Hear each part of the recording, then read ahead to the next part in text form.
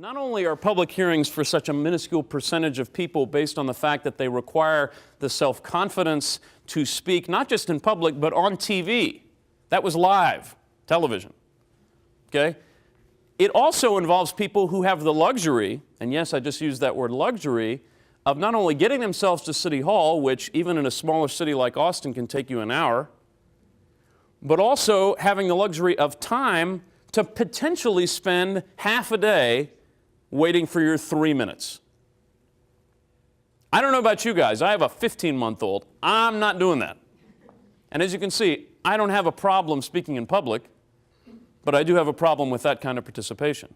But that's the fascinating thing about the way we structure these meetings physically. We structure them the same way we structure lectures, or even worse, church. And I say worse as someone who goes to synagogue every Saturday, okay? I'm not somebody who has any problem going to a house of worship. I'm saying that I go there for a reason, and it's not to have a discussion. But if we want the public to participate, which to me sounds like an active verb, we've got to configure our space physically to accommodate that. And we have to actually be open to hearing what it is that they have to say. But it speaks to the need that we have at the local level and at all levels of government to configure and convene conversations that are safe.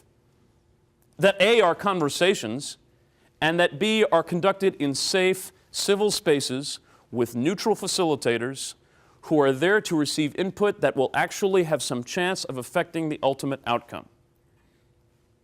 Configuring a space so that those affected by a decision can affect that decision. Whether or not we give people a bully pulpit, they will bully their way onto the pulpit, right?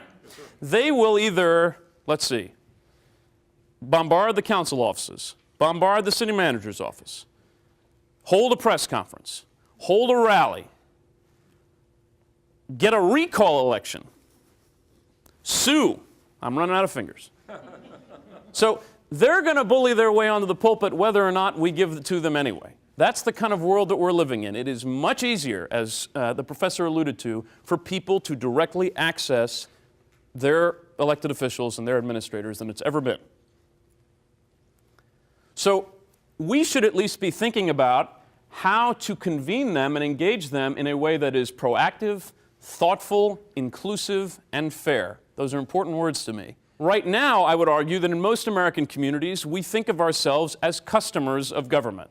You're thinking, I didn't buy anything for, where was the store that I went to that the government was selling stuff? The truth is, I think a lot of people think that they're at a vending machine when it comes to their government, and their property tax or their sales tax just goes into the machine, and even the vending machine metaphor may be weak because the truth is they don't really get to choose. They get their police, they get their fire, they get their sanitation, they get their, you name it. But they're not actively involved in the discussion about what those services are, or how they operate, or what levels they need to operate at, or how they need to be changed. That even if it may take longer and be more expensive in the short run to do the engagement, in the long run, the return on that investment has the potential to be huge. Because what you've got are decisions that have been made with a lot of different people coming together to make that decision. People need to understand what their input is going to, why it's going to matter. What difference does it make that I'm giving you input? Well, we're asking for your input because we're going to use it to create a set of alternatives for this park that we're then going to show you and then see what your input is on those, which will affect the final plan for the park.